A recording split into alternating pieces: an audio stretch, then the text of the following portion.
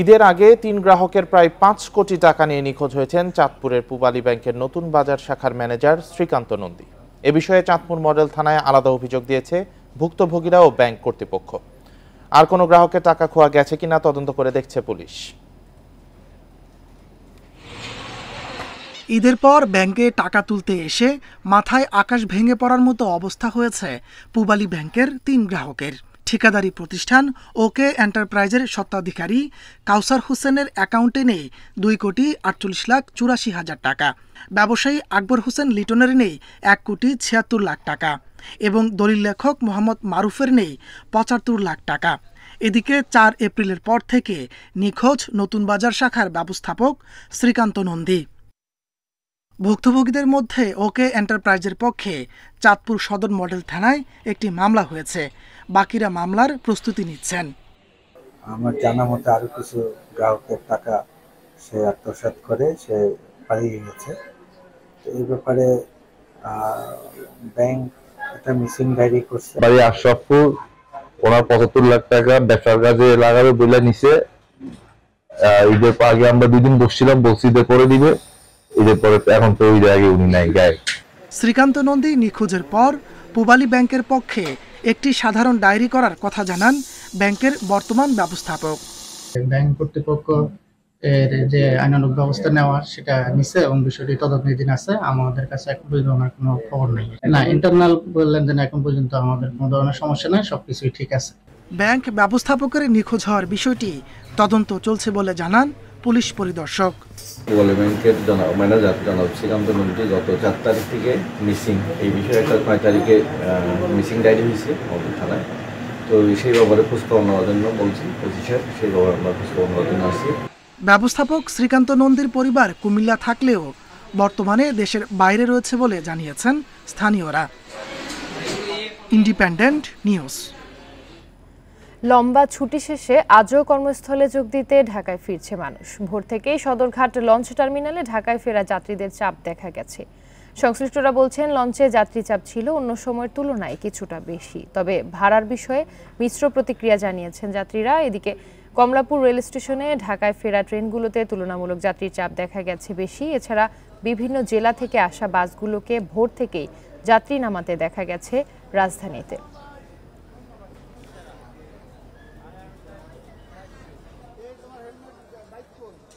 ভাড়া ঠিক আছে, গাড়ির তুলনায় লঞ্চ অনেক কম ছিল ভাড়া। সঠিক টাইমই ছাড়ছে, 9টার দিকে ছাড়ছে এবং যাত্রাপথ খুব ভালো হয়েছে। আজকে জার্নি খুবই ভালো হয়েছে, তেমন মোটামুটি ওইরকম ঈদের ওইরকম ভিড় ছিল না, মোটামুটি ভিড় ছিল। এ নিয়ে আলোচনাতে সদরঘাট লঞ্চ টার্মিনাল থেকে যুক্ত হচ্ছেন সহকর্মী আনোয়ার সাদাত নূর। আনোয়ার সাদাত, সদরঘাট লঞ্চ টার্মিনালে ঢাকায় ফেরা যাত্রীদের চাপ কেমন রয়েছে?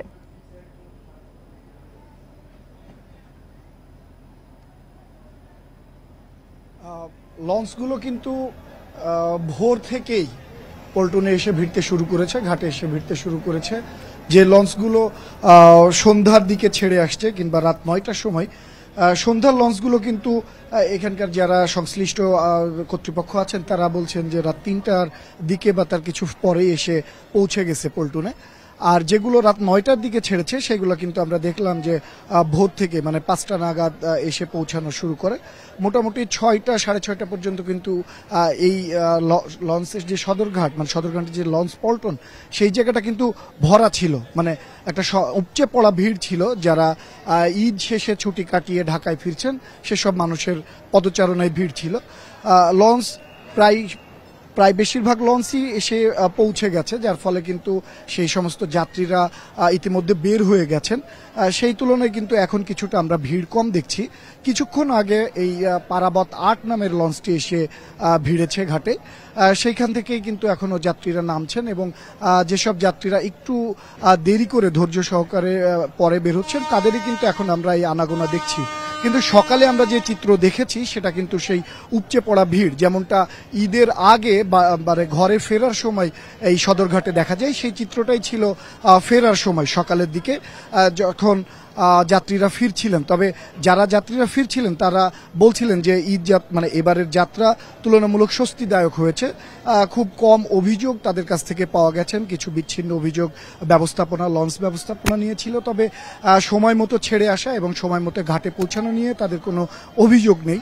তবে যাত্রীদের অনেকেই ভাড়া প্রসঙ্গে নানান অভিযোগ দিয়েছে। তারা বলছেন যে কেউ বলছেন ডেকের ভাড়া বেশি নিয়েছে, কেউ বলছেন যে কেবিনের ভাড়া বেশি নিয়েছে। যদিও কেবিনের ভাড়া এবং ডেকের ভাড়া সংশ্লিষ্টরা বলছেন যে ঈদকে কেন্দ্র করে কিছুটা বেড়েছে এবং যাত্রী চাপ থাকাতে তাদেরকে মানে ভাড়া বাড়াতে হয়েছে। কিন্তু আবার অনেকেই বলছেন, মানে অন্য আরেকটি লঞ্চ থেকে যারা এসেছেন তারা পিরোজপুর থেকে, তারা বলছেন যে না, ভাড়া ঠিক আছে। আসলে এখানে বরিশাল থেকে বললে শুধু বরিশাল থেকে না, এখানে বরিশাল, পিরোজপুর, বরগুনা, ঝালকাঠি এরকম বিভিন্ন জায়গা থেকে কিন্তু লঞ্চগুলো এসে পৌঁছায়, যার ফলে কিন্তু ভাড়া তারতম্য কিছুটা থেকেই থাকে। আবার অনেক অসাধু ব্যবসায়ী যারা এই ভাড়াটাকে নিয়ন্ত্রণ করে, মানে একটু বেশি ভাড়া নিয়ে রাখেন। কিন্তু অন্য সব মিলিয়ে কিন্তু যাত্রীরা বলছেন যে এবারের যাত্রা স্বস্তিদায়ক ছিল এবং যারা আজও অফিস ধরবেন তারা কিন্তু বলছেন যে তারা রাতে রওনা দিয়ে ঠিক সময় মতো এসে পৌঁছেছেন এবং তারা ঠিক সময় মতো অফিসে পৌঁছতে পারবেন, কর্মস্থলে যোগদান করতে পারবেন। এটা তাদের জন্য সবচাইতে কিন্তু স্বস্তির একটা ব্যাপার, মানে সবচাইতে তাদের জন্য মানে এটা একটা বড় পাওয়া হয়ে থাকে লঞ্চ যাত্রীদের জন্য। আমরা দেখছি যে আরেকটি লঞ্চ এখন ঘাটে এসে পৌঁছাচ্ছে, তারা হয়তো একটু সময় নিয়ে এসে পৌঁছাচ্ছে, কিন্তু এই লঞ্চেও কিন্তু যাত্রী ভরা, আমরা সেরকমটাই দেখছি। এবং যাত্রীরা নামার অপেক্ষায় অনেক আগে থেকেই লঞ্চে ডেকে এসে অপেক্ষা করছেন। এর মধ্যে যেহেতু অনেকেই অফিসগামী আছেন, তারা তাড়াহুড়া করছেন যে তারা কখন পৌঁছাবেন এবং সময় মতো অফিসে যাবেন। তবে বলা যায় যে অনেকেই যেমন একদিকে বলছেন যে পদ্মা সেতু হওয়াতে লঞ্চের যাত্রী চাপ কমেছে, আবার অন্যরা বলছেন যে এখনও তারা সেই মাধ্যম লঞ্চকেই ব্যবহার করেন, কেননা অনেকটাই আরামদায়ক জার্নি এবং স্বস্তিদায়ক হয়ে থাকে। সদরঘাট লঞ্চ টার্মিনাল থেকে জানাচ্ছিলেন সহকর্মী আনোয়ার সাদাত নূর। নিষিদ্ধের 22 বছর পরও সবার হাতে হাতে ঘুরছে পলিথিন। নির্বিচারে ছড়াচ্ছে নদীনালা, খালবিল থেকে শুরু করে ফসলের ক্ষেত পর্যন্ত। সাম্প্রতিক গবেষণায় বছরে একবার ব্যবহৃত পলিথিনের পরিমাণ 80,000 টন। ঢাকার কয়েকটি নদীর মাছের পেটে মাইক্রোপ্লাস্টিক পাওয়ায় বড় ধরনের স্বাস্থ্য ঝুঁকির শঙ্কা করছেন বিশেষজ্ঞরা। ছোট কাঁচাবাজার থেকে বড় শপিং মল, সবার হাতেই পলিথিন, অথচ এর ব্যবহার সরকার নিষিদ্ধ। শত বছরেও পৌঁছবে না এমন জিনিসের তালিকায় আরও যোগ হয়েছে পলিপ্রোপাইলিন যৌগে তৈরি টিস্যু ব্যাগ। এর ব্যবহার সুপারমার্কেট থেকে শুরু করে পাড়া মহল্লার দোকানপাট পর্যন্ত। আর এসবের সবশেষ গন্তব্য জলাধার, কৃষিজমি। পলিথিন ব্যবহারের কারণে 3 ডাইমেনশনাল বিভিন্ন প্রবলেম হচ্ছে। এটি মাটিকে দূষণ করছে, পানিকে দূষণ করছে, জলাবদ্ধতা তৈরি করছে, এটি পোড়ানোর কারণে বায়ু দূষণ হচ্ছে। আলটিমেটলি এটি মানব শরীরে অ্যাকুমুলেটেড হচ্ছে বায়ো অ্যাকুমুলেশন পদ্ধতিতে। ফলে মানুষের ক্যান্সার সহ বিভিন্ন রকমের জটিল রোগে আক্রান্ত হওয়ার ঝুঁকি তৈরি করছে। ডোবা একটা বিল, সেটা একটা নির্দিষ্ট ইকোসিস্টেম আছে এবং সেখানে যখন প্রচুর পরিমাণে প্লাস্টিক ওয়েস্ট জমা হচ্ছে তখন কিন্তু এখানে জলজ উদ্ভিদ প্রাণীর বেঁচে থাকার সমস্যা তৈরি হচ্ছে। বাস্তু সংস্থানে একটা বড় পরিবর্তন আসছে, এখানে খাদ্যের অভাব দেখা দিচ্ছে। গবেষণা বলছে ঢাকা, নারায়ণগঞ্জ ও গাজীপুরের 608 পয়েন্ট দিয়ে নদীতে পড়ছে পলিথিন। এতে শুধু নদীর গতিরোধ নয়, নষ্ট হচ্ছে প্রাণ প্রকৃতি, তৈরি হচ্ছে বড় স্বাস্থ্য ঝুঁকি। ৭৭টি খাল দিয়ে ডাম্পিং পুরো ঢাকা শহরের প্লাস্টিক যা উৎপাদিত হয়, যা ব্যবহৃত হয়, সিঙ্গেল ইউজ প্লাস্টিক, মূলত চিপসের প্যাকেট, ছোট প্লাস্টিকের বোতল, স্ট্র, এগুলো আমরা অনেক বেশি পেয়েছি এবং এটা প্রতিনিয়ত এভরি ডে এভরি মোমেন্ট এটা আসলে এটা ক্যালকুলেট করে কুল পাওয়া যাবে। এই গবেষণা করে দেখেছি যে বিভিন্ন বুড়িগঙ্গা, শীতলক্ষা, ধলেশ্বরী, বালু, এমনকি মেঘনা নদীর থেকেও আমরা মাছের স্যাম্পল কালেক্ট করেছি যেখানে মাইক্রোপ্লাস্টিক পাওয়া গেছে। অর্থাৎ মাছ খাদ্য হিসেবে এখন প্লাস্টিক খাচ্ছে।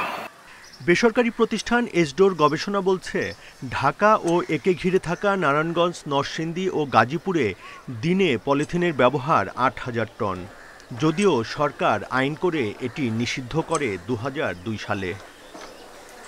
Buddhadeb Kundu, independent news, Dhaka. প্রতিবেদনে যেমনটি দেখছিলেন, নিষিদ্ধের ২২ বছর পরও সবার হাতে হাতে ঘুরছে পলিথিন, নির্বিচারে ছড়াচ্ছে নদীনালা, খালবিল থেকে শুরু করে ফসলের ক্ষেত পর্যন্ত। এ নিয়ে আরো জানাতে সিরাজগঞ্জ থেকে যুক্ত হচ্ছেন সহকর্মী দিলীপ কুমার গৌড়। দিলীপ, সিরাজগঞ্জ আসলে পুরো দেশেই পলিথিনের অবাধ ব্যবহার রয়েছে, তো সেই ক্ষেত্রে পরিবেশগত দিক থেকে এটা কতটা ক্ষতিকর, কি নেতিবাচক প্রভাব রাখছে, আর পরিবেশবাদী সংগঠনগুলো আসলে এই ব্যাপারে কতটুকু সোচ্চার? আসলে আপনারা জানেন যে ২০০২ সালে পলিথিনকে নিষিদ্ধ করা হয়েছিল, কিন্তু আমরা যদি সিরাজগঞ্জে দেখি যে কাঁচা বাজার থেকে শুরু করে মাছের বাজার, এমনকি আপনার মুদি দোকানগুলোতেও কিন্তু ছড়িয়ে ছিটিয়ে পলিথিন বিক্রি করা হচ্ছে অবাধে। এখানে কিন্তু কোনো নজরদারি নেই। আমি এখন দাঁড়িয়ে আছি সিরাজগঞ্জ শহরে একদম প্রাণকেন্দ্রে কাটাখালী নদীর তীরে। আপনাকে যদি একটু দেখায় যে এই কাটাখালীটি কিন্তু গত ২ বছর আগে ২৫ কোটি টাকা ব্যয়ে খনন করা হয়েছিল এর পানি প্রবাহ করার জন্য, কিন্তু এর দুই পাশে বাজার এবং মার্কেট থাকার কারণে সেখানকার যে পলিথিনের বর্জ্যগুলো, এই পলিথিনের বর্জ্যগুলো কিন্তু এই কাটাখালীতে ফেলা হয়। ফলে কিন্তু এই কাটাখালীর যে পানি প্রবাহ, সেই পানি প্রবাহ বন্ধ হয়ে গেছে। এবং এখানে যদি আপনি দেখেন যে পুরো কাটাখালীতে জুড়েই কিন্তু আসলে যে পলিথিন, চিপসের প্যাকেট, চানাচুরের প্যাকেট, প্লাস্টিকের বোতল, এইগুলো দিয়ে কিন্তু আসলে এটি একটি ভাগাড়ে পরিণত হয়েছে। কারণ এই কাটাখালীর দুই পাশে রয়েছে সিরাজগঞ্জের যে সবচেয়ে বড় কাঁচা মালের বাজার, সেই কাঁচা বাজার রয়েছে, মাছের বাজার, পাশাপাশি মুদিখানা দোকানের বাজার, এবং এখানে দুই পাশে কিন্তু আবাসিক ব্যবস্থা রয়েছে। এখানকার যে আবাসিকের যে যত পলিথিন আবর্জনা সবই কিন্তু এই কাটাখালীতে ফেলা হচ্ছে। ফলে পৌর কর্তৃপক্ষ যে সিরাজগঞ্জের কাটাখালীকে একটি সুন্দর রূপ দেওয়ার জন্য যে পরিকল্পনা করেছিল, সেটা কিন্তু এখন এই পলিথিন এবং নোংরা আবর্জনার কারণে নষ্ট হয়ে গেছে। এবং সিরাজগঞ্জের যারা পরিবেশবাদী সংগঠন আছে, তারা কিন্তু এই নিয়ে দীর্ঘদিন ধরে কাটাখালী রক্ষা এবং এই বাজারে যে অবাধে পলিথিন বিক্রি করা হচ্ছে সেইগুলো কিন্তু বন্ধের দাবি জানাচ্ছে। কিন্তু আমরা কিন্তু আসলে মূলত যে সিরাজগঞ্জে যে পরিবেশ অধিদপ্তরের কর্মকর্তারা আছে বা পরিবেশ যারা দেখবে, তাদের কিন্তু এই নিষিদ্ধ পলিথিন ব্যবহার বন্ধ, বিপণন বন্ধে কোনো পদক্ষেপ নিতে কখনোই আমরা দেখিনি। পরিবেশ সংগঠন নাই, এমনকি ভ্রাম্যমাণ আদালতও দেওয়া হয় না, যে কারণে কিন্তু আমরা দেখছি সিরাজগঞ্জের বাজারগুলোতে অবাধে পলিথিন বিক্রি করা হচ্ছে। এবং এই পলিথিনের যে কুফল, সেটা কিন্তু আসলে মূলত পড়ছে আমাদের সিরাজগঞ্জের প্রতিটি ক্ষেত্রে, শুধু কাটাখালী না, প্রতিটি নদী নালা, এমনকি যমুনা নদীতেও কিন্তু এই পলিথিনের আবর্জনা ফেলা হচ্ছে। অবাধে পলিথিন ব্যাগের নেতিবাচক প্রভাব নিয়ে জানাচ্ছিলেন সিরাজগঞ্জ থেকে সহকর্মী দিলীপ কুমার গৌড়। নিষিদ্ধ পলিথিন ব্যাগ চলছে দেদারসে, অথচ পাটের তৈরি সোনালী ব্যাগ পড়ে আছে অবহেলায়। বিজ্ঞানীর অভিযোগ, নীতিমালা নেই, বাজারজাত করার চেষ্টা নেই সরকারের। আর পাট মন্ত্রণালয়ের সচিব বলছেন, উৎপাদন প্রক্রিয়া ও খরচ কোনো কিছুই চূড়ান্ত হয়নি। এমন দোটানার মধ্যে রয়েছে পরিবেশ বান্ধব ব্যাগটি। এখন সবার অপেক্ষা ১০০ কোটি টাকা বরাদ্দের। ২০১৬ সালে পাটের সূক্ষ্ম সেলুলোজ দিয়ে ব্যাগ উদ্ভাবন করেন বিজ্ঞানী ডক্টর মোবারক আহমদ খান। নাম দেয়া হয় সোনালী ব্যাগ। দেখতে সাধারণ পলিথিন ব্যাগের মতো হলেও এটি পচনশীল। সম্ভাবনা বিবেচনায় ২০১৭ সালে ডেমরা লতিফ বাওয়ানি সরকারি জুট মিলে নেওয়া হয় একটি পাইলট প্রকল্প।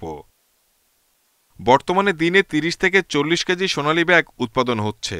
প্রতি কেজির দাম ১,০০০ টাকা।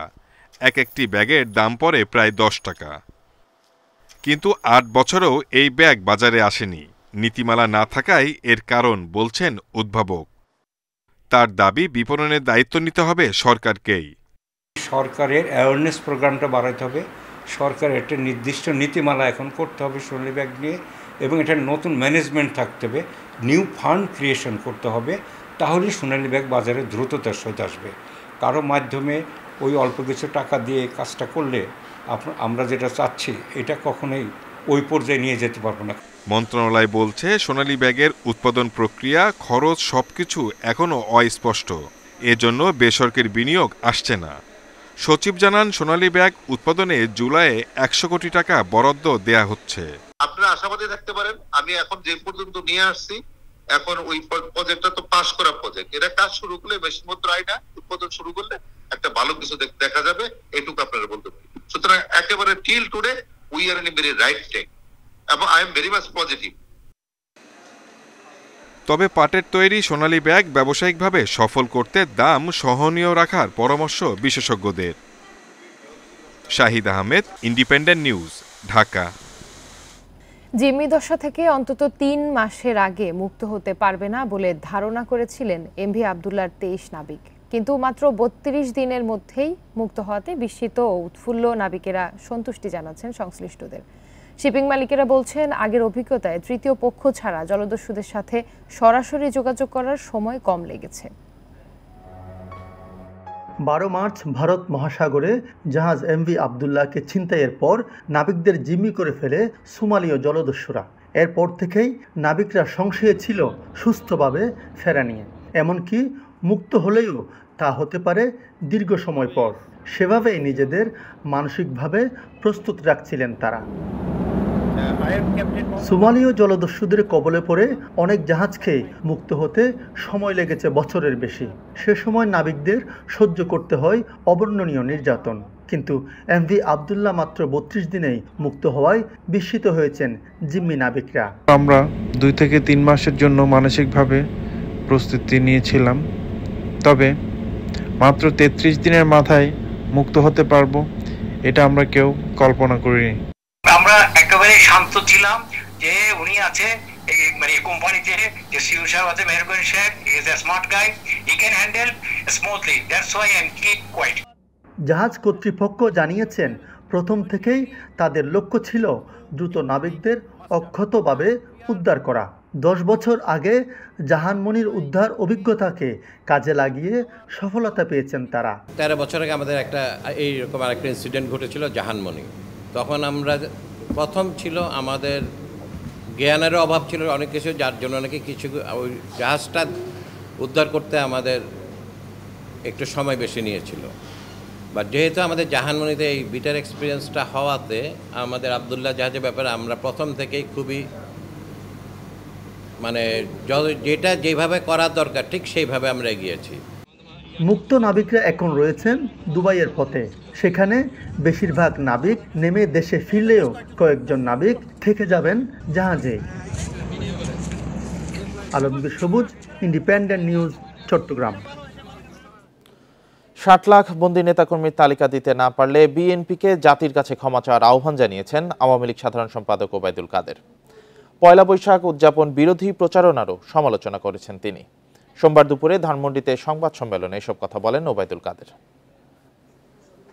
ঈদ ও নববর্ষের পর সোমবার সমসাময়িক প্রসঙ্গে কথা বলতে ধানমন্ডিতে আওয়ামী লীগ সভাপতির রাজনৈতিক কার্যালয়ে সংবাদ সম্মেলনে আসেন দলের সাধারণ সম্পাদক ওবায়দুল কাদের। তাদের আন্দোলনে পয়লা বৈশাখ উদযাপন নিয়ে বিভিন্ন বিতর্কের প্রসঙ্গ টেনে বাঙালির সংস্কৃতি বিরোধী প্রচারণার কঠোর সমালোচনা করেন তিনি।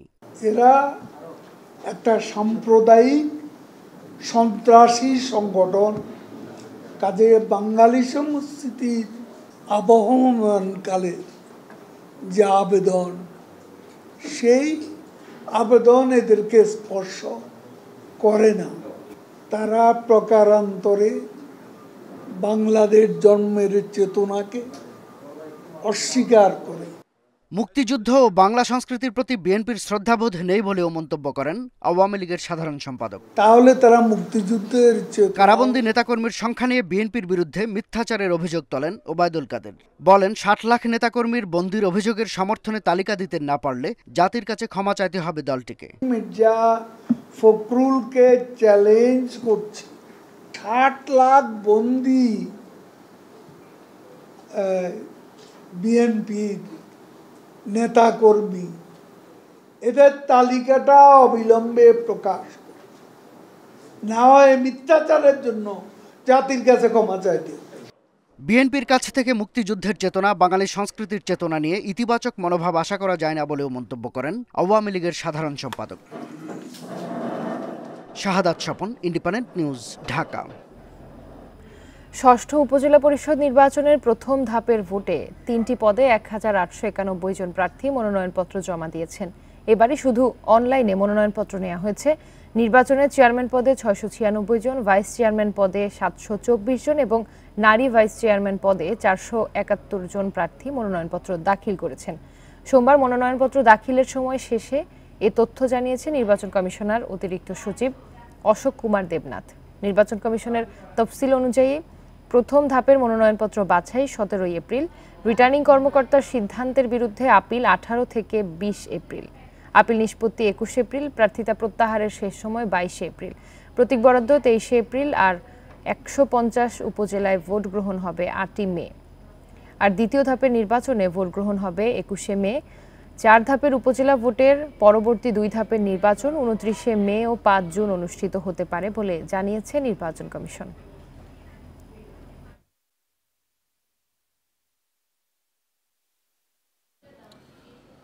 সারা দেশেই চলছে তাপপ্রবাহ। আগামী 3 দিন তাপমাত্রা কমার সম্ভাবনা দেখছে না আবহাওয়া অফিস। ভ্যাপসা গরমে অতিষ্ঠ হয়ে উঠেছে জনজীবন। আবহাওয়া অধিদপ্তর জানাচ্ছে, দেশের সর্বোচ্চ তাপমাত্রা রেকর্ড করা হয়েছে পটুয়াখালীর খেপুপাড়ায় 40.2 ডিগ্রি সেলসিয়াস। সবচেয়ে উষ্ণতম মাস এপ্রিল, তাই দেশের প্রায় সবখানে এখন তাপপ্রবাহ বিরাজ করছে। তীব্র গরম উপেক্ষা করে কাজে বের হচ্ছে খেটে খাওয়া মানুষ। এতে ভোগান্তি বেড়েছে কয়েক গুণ। তাপমাত্রা খুবই বেশি, কারণ হচ্ছে যে কি মানে মানুষ চলাচল করতে অনেক অসুবিধা হচ্ছে, কষ্ট হচ্ছে। ভাড়া টাড়া কম, বেশি 1-2 ঘন্টা থেকে বেশি আছে। এর হইতে গাড়ি লোক পাচ্ছেনি, যেগুলো আসছে সব উল্কাত যাচ্ছে, আমরা বসছি খালি বসে আছি। আবহাওয়া অফিস বলছে, রংপুর, নীলফামারী, রাজশাহী, ঢাকা, খুলনা, বরিশাল, চট্টগ্রাম ও সিলেটে বইছে মৃদু থেকে মাঝারি তাপপ্রবাহ। পরবর্তীতে সারা দেশে বিস্তার লাভ করতে পারে। কোনো কোনো জেলায় তাপমাত্রা উঠতে পারে 40 ডিগ্রির উপরে। বৃষ্টিপাতের পরিমাণ কমে যাওয়ার কারণে আমরা আশা করছি যে হয়তো ময়মনসিংহ ডিভিশন এবং রংপুরের অন্যান্য জায়গা হয়তো বা সেটা বিস্তৃতি লাভ করতে পারে। এছাড়া অন্যান্য 6টা ডিভিশনের সবগুলো জেলাতেই আমাদের তাপপ্রবাহ বিদ্যমান আছে এখন। আর আগামী 1 থেকে 2 দিন বা 3 দিন আমাদের বৃষ্টিপাতের পরিমাণ বা বৃষ্টিপাত যদি হয়েও সেটা খুব সামান্য পরিমাণ। মঙ্গলবার রংপুর, ময়মনসিংহ এবং সিলেট বিভাগের 2-1 জায়গায় অস্থায়ীভাবে ঝোড়ো হাওয়া সহ বজ্রবৃষ্টি হতে পারে শিলাবৃষ্টিও। বৃষ্টিপাতের সম্ভাবনা আপাতত আজকে নেই। তো কালকে আমাদের বৃষ্টির সম্ভাবনা এটা সামান্য, সেটা হলো আমাদের রংপুর এবং ময়মনসিংহ ডিভিশনের একটু অংশে, বিশেষ করে নর্দার্ন পার্টের দিকে। সিলেট, ময়মনসিংহ সামান্য বৃষ্টিপাতের সম্ভাবনা আছে, সেটা খুবই সামান্য পরিমাণ। আর অন্যান্য কোনো জেলা বা ডিভিশনে বৃষ্টির সম্ভাবনা আপাতত নেই। আগামী কয়েকদিন তাপমাত্রা আরও বাড়বে বলে পূর্বাভাস দিচ্ছে আবহাওয়া office. Adilur Rahman, independent news, Dhaka. ঢাকাসহ 7টি বিভাগের উপর দিয়ে বইছে মৃদু থেকে মাঝারি তাপপ্রবাহ। এরই মধ্যে সোমবার পটুয়াখালীতে তাপমাত্রা উঠেছে 40 ডিগ্রির উপরে। প্রচণ্ড রোদ আর ভ্যাপসা গরমে অসহনীয় হয়ে উঠেছে জনজীবন। সবচেয়ে বেশি বিপাকে দিনমজুর ও শিশুরা। এমন গরম আরও কয়েকদিন থাকার পূর্বাভাস আবহাওয়াবিদদের। ভ্যাপসা গরমে অতিষ্ঠ পটুয়াখালীর কলাপাড়ার মানুষ। ঘরের বাইরে যাওয়াই কঠিন হয়ে পড়েছে। সবচেয়ে বেশি বিপাকে শ্রমজীবীরা। হাসপাতালে বাড়ছে বয়স্ক ও শিশু রোগী। এখন প্রচন্ড গরম লাগতেছে, গরমের ঠেলায় দোকানদারি কিছু করতে পারতেছি না। গরমের কারণে ঘর থেকে বাইরে নদীর পাড়ে ঘুরতে আসছি, এখানেও অনেক গরম। তীব্র গরমের জন্য রাঙামাটিতে বিশেষ প্রয়োজন ছাড়া ঘর থেকে বের হচ্ছেন না কেউ। অনেক এলাকায় দেখা দিয়েছে পানির সংকট। বেশি দুর্ভোগে দুর্গম এলাকার বাসিন্দারা। কক্সবাজারেও গরমের জন্য আয় উপার্জনে ভাটা পড়েছে নিম্ন আয়ের মানুষদের। বিপাকে পর্যটকরাও। এমন তাপপ্রবাহ আরও কয়েকদিন চলার পূর্বাভাস আবহাওয়াবিদদের। চট্টগ্রামের গছবদ্দি মূলত হালকা থেকে মৃদু তাপপ্রবাহ বয়ে যাচ্ছে। 18 তারিখ পর্যন্ত যাওয়ার সম্ভাবনা আছে। 18 তারিখের পর থেকে হালকা বা মাঝারি জন্য বৃষ্টির সম্ভাবনা রয়েছে। টানা তাপপ্রবাহে রাজশাহীতে অসুস্থ হয়ে পড়ছেন অনেকে। দুপুরের পর থেকে ফাঁকা থাকছে রাস্তাঘাট। তাপমাত্রা খুবই বেশি, কারণ হচ্ছে যে কি মানে মানুষ চলাচল করতে অনেক অসুবিধা হচ্ছে, কষ্ট হচ্ছে। ভাড়া টাড়া কম, বেশি 1-2 ঘন্টা থেকে বেশি আছে। চুয়াডাঙ্গায় তীব্র গরমের কারণে বাইরে বেশিক্ষণ থাকতে পারছেন না মানুষ। যাত্রীও পাচ্ছেন না রিক্সা ও ভ্যান চালকরা। তাপস সরকার, ইন্ডিপেন্ডেন্ট নিউজ। সাভারে একটি কাপড়ের দোকানে এসি বিস্ফোরণে 2 জন দগ্ধ ও 5 জন আহত হয়েছেন। তাদের মধ্যে একজনের অবস্থা আশঙ্কাজনক বলে জানিয়েছেন চিকিৎসক। সোমবার রাতে গ্যান্ডা এলাকায় টিনশেড ভবনে আদ্রিতা ফেব্রিক্স অ্যান্ড ট্রেইলার্স নামে কাপড়ের দোকানে এই বিস্ফোরণ ঘটে। ফায়ার সার্ভিস জানায় বিস্ফোরণে কাপড়ের দোকানের টিনের চাল দুমড়ে মুচড়ে যায়। দগ্ধ ইউসুফ ও নাহিদকে শেখ হাসিনা জাতীয় বার্ন ও প্লাস্টিক সার্জারি ইনস্টিটিউটে ভর্তি করা হয়েছে। তাদের শরীরের 30 ও 45% পুড়ে গেছে।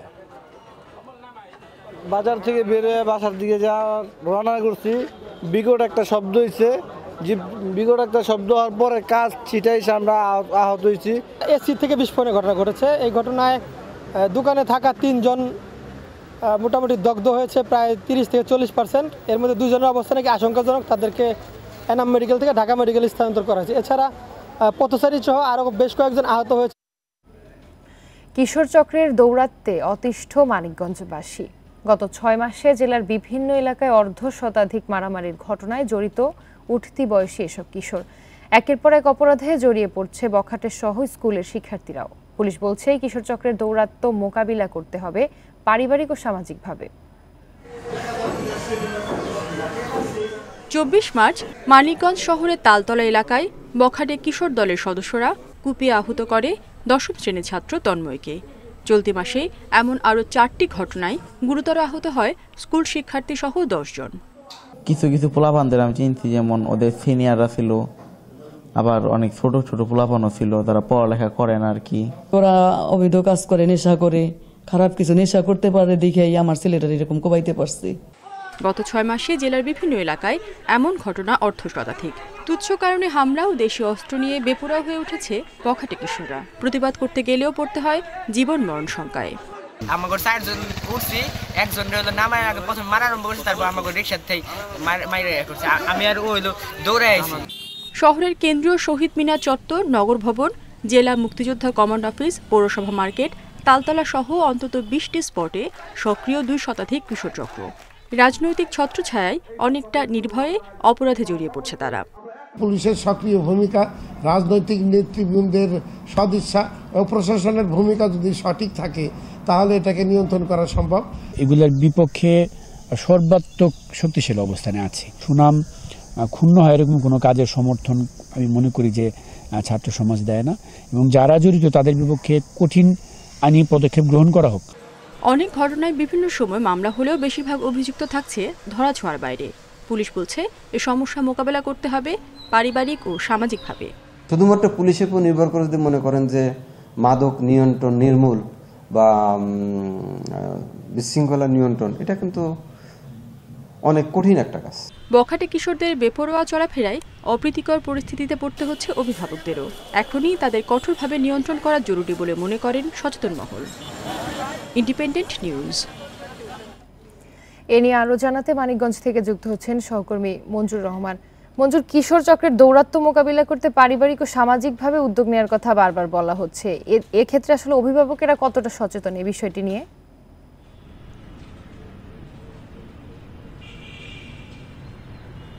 দেখুন, আসলে আমি কয়েকটি বিষয় লক্ষ্য করেছি। যেটা হলো যে এই যে কিশোর গ্যাংয়ের যে উৎপত্তি, সেটা হলো একেবারে স্কুল থেকেই শুরু হয় এবং এদেরকে আসলে প্রেট্রোনাইজ করেন। আমরা যেটা দেখেছি যে রাজনৈতিক দলের যে ছাত্র সংগঠন আছে, সেই ছাত্র সংগঠনের যারা সভাপতি সেক্রেটারি থাকে, তারাই কিন্তু আমরা দেখেছি যে এদেরকে শেল্টার দিয়ে চলে। আরেকটি বিষয় হলো যে পরিবারের বিষয় যেটা বলবো, পরিবার তো সবসময় চায় যে তাদের সন্তানরা ভালো থাকবে, স্কুলে যাবে, কলেজে যাবে, পড়াশোনা করবে, কিন্তু তারা বাসা থেকে যখন বের হয় এরপরে যে সন্তানরা কোথায় যায় এটা তো আসলে পরিবারের যারা আছেন তারা আসলে অনেকটা ধরতে পারেন না। কারণ তারা এক জায়গার কথা বলে আরেক জায়গায় যান এবং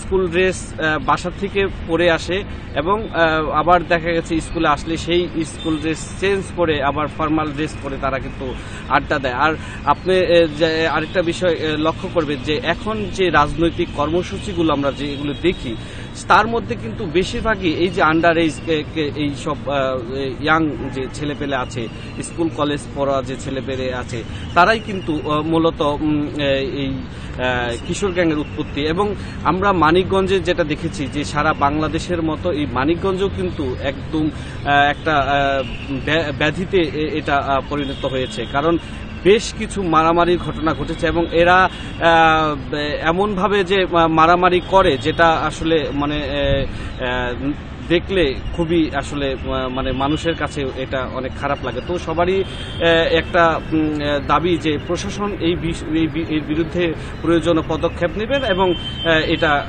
নিয়ন্ত্রণ করবেন। মানিকগঞ্জ থেকে জানাচ্ছিলেন সহকর্মী মঞ্জুর রহমান। 7 মাস পর আবারও শুরু হয়েছে লক্ষ্মীপুরের রামগতি ও কমলনগর উপজেলার মেঘনা তীর রক্ষা বাঁধের কাজ।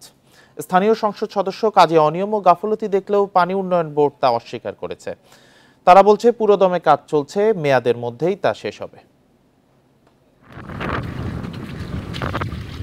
2021 সালের জুনে লক্ষ্মীপুরের রামগতি ও কমলনগরে 33.26 কিলোমিটার নদীর তীর রক্ষা বাঁধ নির্মাণ প্রকল্প পাশ হয়, যার ব্যয় ধরা হয় 3090 কোটি টাকা।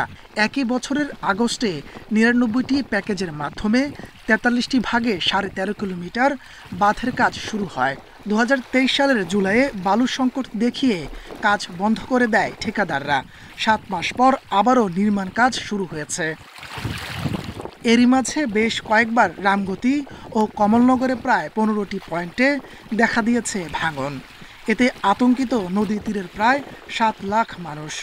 2.5 বছরেও কাজের দৃশ্যমান অগ্রগতি না হওয়ায় তারা ক্ষোভ জানান। আমাদের এই অঞ্চলের হাজার হাজার একর ফসলি জমি, মানুষের ঘর বাড়ি অনেক কিছুই বিলীন হয়ে গেছে। আমাদের এই এলাকার অসহায় মানুষ যারা এই নদী ভাঙার কারণে নিজের ঘরটু বাড়ি হারিয়ে বিভিন্ন রাস্তার পাশে অসহায় জীবনযাপন করছেন। পুরোদমে কাজ চলছে জানিয়ে মেয়াদের মধ্যে তীর রক্ষা বাঁধের কাজ শেষ হওয়ার কথা জানিয়েছে পানি উন্নয়ন বোর্ড। যেসব জায়গা বেশি ভাঙন প্রবণ মনে হচ্ছে আমরা সেসব জায়গাতে আমরা ডিটেক্ট করছি এবং প্রয়োজনীয় ব্যবস্থা গ্রহণ করছি। এ পর্যন্ত প্রজেক্টের প্রোগ্রেস আছে 12%। আমরা সর্বোচ্চ চেষ্টা করছি কাজটা এক্সপেডিট করার জন্য এবং নির্ধারিত সময়ের ভিতরে কাজটা সমাপ্তির জন্য। তবে কাজে নানা অনিয়ম ও গাফিলতি হয়েছে বলে মনে করেন স্থানীয় সংসদ সদস্য। তো কোনো প্যাকেজ কমপ্লিট হয়নি এই কারণে, কারণ বস হয়তো জিও ব্যাগ ফেলা হয়েছে, কিন্তু এখানে ব্লক তো এখনো নাই, যেহেতু এটা 25 সাল পর্যন্ত। তবে আমি কত বেশি করা যায় সে নিয়ে আমি কাজ চেষ্টা করব। 2025 সালের ডিসেম্বরে প্রকল্পের মেয়াদ শেষ হওয়ার কথা রয়েছে। Independent news. মানুষ বিক্রির দলিল সহ হাজার বছরের সংগ্রহ আছে সিলেটের ভাষা সৈনিক মতিন উদ্দিন আহমদ জাদুঘরে। তবে প্রচারের অভাবে ভিড় করেন না দর্শনার্থীরা। অনেকটা লোকচক্ষুর আড়ালেই রয়ে গেছে বিভাগের একমাত্র প্রত্নতাত্ত্বিক জাদুঘরটি। 18 শতক কিংবা তারও আগে সিলেটে দলিল করে বিক্রি করা হতো মানুষ। অবাক লাগলেও ভাষা শহীদ মতিন উদ্দিন আহমদ জাদুঘরে এর প্রমাণ আছে। সেখানে রক্ষিত দলিলটি 1836 সালে জকিগঞ্জে মানুষ বেচা কেনার। এমন আরও দুর্লভ দলিল, স্মারক ও নিদর্শনের সমৃদ্ধ সংগ্রহশালা এ জাদুঘর। রয়েছে সোনার জরিখচিত মসলিন কাপড়, 13 শতকের শিলালিপি, জুলিয়াস সিজার আমলের মুদ্রা, বিভিন্ন শতকের বন্দুক, হাজার বছর আগের সিলেটের নাগরী ভাষায় লেখা তাম্রলিপিও। তবে এসবের খবর মানুষ জানে না বললেই চলে। সিলেটের প্রাণকেন্দ্রে যে এত সমৃদ্ধ একটি জাদুঘর আছে, আসলে আমার ব্যক্তিগতভাবে আমার এটি জানা ছিল না।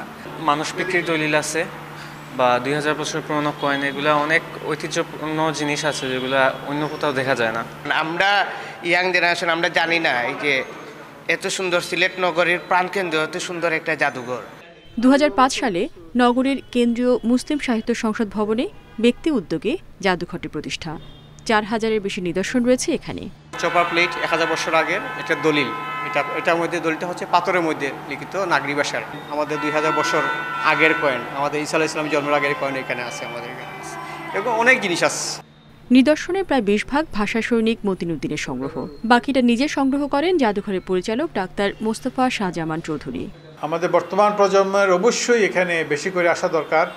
তারা আসলে অন্তত তাদের রুট, সিলেটের ইতিহাস, ঐতিহ্য এবং এই সিলেট একটি প্রাচীন সভ্যতার অংশ, এগুলা তারা জানতে পারবে। সিলেটের ইতিহাস, ঐতিহ্য ভবিষ্যৎ প্রজন্মকে জানাতে জাদুঘরটির প্রচার বাড়ানোর প্রয়োজন বলে মনে করেন দর্শনার্থী ও কর্মকর্তারা। Independent news.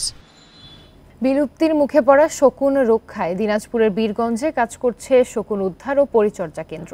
দেশের বিভিন্ন প্রান্ত থেকে উদ্ধার হওয়া শকুন এই কেন্দ্রে নিবিড় পরিচর্যা ও চিকিৎসার মাধ্যমে সুস্থ করে প্রকৃতিতে অবমুক্ত করা হয়। বন বিভাগ ও IUCN এর যৌথ উদ্যোগে স্থাপিত এই কেন্দ্রে পাখি দেখতে দূর দূরান্ত থেকে আসেন দর্শনার্থীরা। 4 মাস আগে উত্তরবঙ্গের বিভিন্ন জেলা থেকে কয়েকটি অসুস্থ শকুন নিয়ে আসা হয় সিংড়া জাতীয় উদ্যানে। দেশের একমাত্র শকুন উদ্ধার ও পরিচর্যা কেন্দ্রে চিকিৎসা শেষে 4 এপ্রিল এই পাখিদের অবমুক্ত করা হয়। দেশের কোথাও শকুন আটক বা অসুস্থ হওয়ার খবর পেলে সেখানে ছুটে যান পরিচর্যা কেন্দ্রের কর্মীরা। পাখিটি পরিচর্যা কেন্দ্রে নিয়ে এসে চলে সেবা ও চিকিৎসা। সাধারণত 4 থেকে 5 মাস কেন্দ্রে পরিচর্যার পর প্রকৃতিতে অবমুক্ত করা হয়। মোবাইলে যোগাযোগ হয়, তারপর আমরা গাড়ি নিয়ে আসি আর কি। আনার পর যেটা দুর্বল থাকে সেটা ডাক্তারখানায় নেওয়া হয় দিনাজপুরে, ট্রিটমেন্ট করার পরে আবার এখানে সুস্থ করার পরে এখানে ছাড়া হয়। মহাবিপন্ন প্রাণী শকুন রক্ষায় 2014 সালে বন বিভাগ ও international union for conservation of nature IUCN এর উদ্যোগে দিনাজপুরের বীরগঞ্জে সিংড়া জাতীয় উদ্যানে স্থাপিত হয় শকুন উদ্ধার ও পরিচর্যা কেন্দ্র। এ পর্যন্ত 1.5 শতাধিক শকুন উদ্ধার ও পরিচর্যার পর প্রকৃতিতে অবমুক্ত করেছে এই কেন্দ্র। দীর্ঘ পথ পরিচালন করে যখন আমাদের এই দেশে আসে তখন খাবার না পেয়ে দুর্বল হয়ে তারা বিভিন্ন জায়গায় মাটিতে বসে, তখন লোকাল লোকজন মানুষজন এদেরকে ধরে ফেলে। আর এই কারণে আমরা বন বিভাগের সহযোগিতায় এদেরকে উদ্ধার করে আমরা এখানে এনে পরিচর্যা করে থাকি। স্থাপনের পর থেকে এ পর্যন্ত 1.5 শতাধিক এর অধিক শকুন উদ্ধার এবং পরিচর্যা শেষে প্রকৃতিতে অবমুক্ত করে দেওয়া হয়েছে। এটি বাংলাদেশে শকুন সংরক্ষণের ক্ষেত্রে একটি যুগান্তকারী এবং যুগোপযোগী পদক্ষেপ বলে আমরা মনে করি। কেন্দ্রের পরিসর আরও বাড়ানো হলে বিলুপ্তপ্রায় বন্যপ্রাণী রক্ষায় এটি গুরুত্বপূর্ণ ভূমিকা রাখবে বলছেন সংশ্লিষ্টরা। Independent news. এই ছিল এখনকার সংবাদে। ইন্ডিপেন্ডেন্ট টেলিভিশনের সব খবর আরও বিস্তারিত জানতে চোখ রাখুন ফেসবুক, ইউটিউব, এক্সে। ধন্যবাদ সবাইকে।